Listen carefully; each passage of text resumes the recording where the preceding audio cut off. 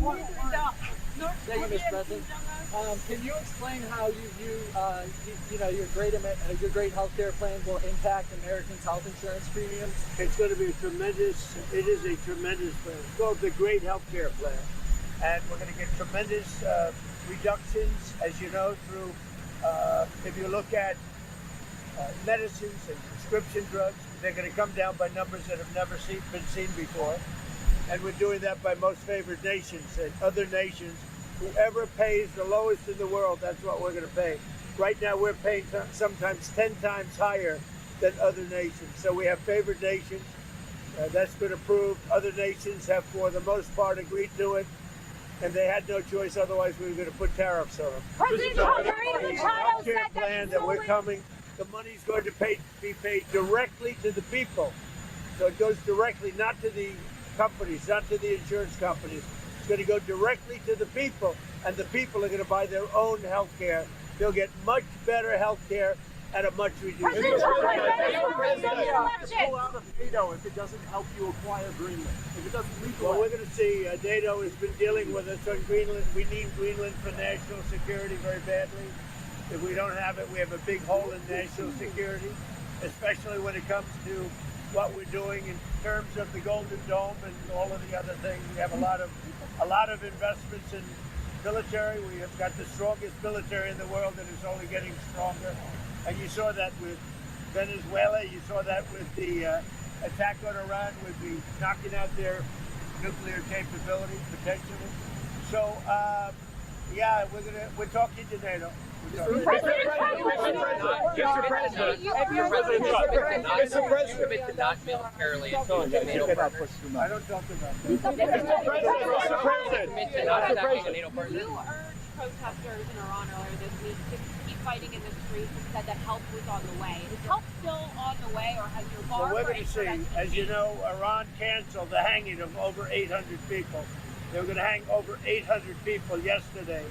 And I greatly respect the fact that they canceled that. Mr.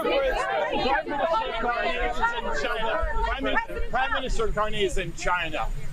How do you see the deals Canada and China have just signed, trade deals between the two partners? Well, it's okay. That's what he should be doing. I mean, it's a good thing for him to sign a trade deal. If you can get a deal with China, you should do that. President Trump is doing an election in Venezuela. Did Arab and Israeli officials convince you to not strike Iran? Nobody convinced me. I convinced myself. You had yesterday scheduled over 800 hangings. They didn't hang anyone. They canceled the hangings. That had a big impact. Yesterday you accepted Maria Machado's Nobel Prize medal. What do you intend to do with it, and why would you want someone else's Nobel Prize? Well, she offered it to me. I thought it was very nice. She said, you've ended 8 wars, and nobody deserves this prize more than in history than you do. And I thought it was a very nice gesture. And by the way, I think she's a very fine woman, and we'll be talking again. Maria Machado said that election was stolen. President Trump. Say it. What's the trigger for the Insurrection Act in Minnesota? What are you waiting for? Well, the Insurrection Act, which has been used by 48% of the presidents as of this moment, the Insurrection Act also, if you look at it, I believe it was Bush, the elder Bush, he used it, I think, 28 times. It's been used a lot. And if I needed it, I'd use it. I don't think there's any reason right now to use it. But if I needed it, I'd use it. It's very powerful. President Trump is a very nice person. You said the meeting went well. Why align with Delcy Rodriguez and the remnants of the Maduro regime and not with Machado, who has the support of the Venezuelan people? Well, if you ever remember a place called Iraq where everybody was fired, every single person, the police, the generals, everybody was fired, and they ended up being ISIS.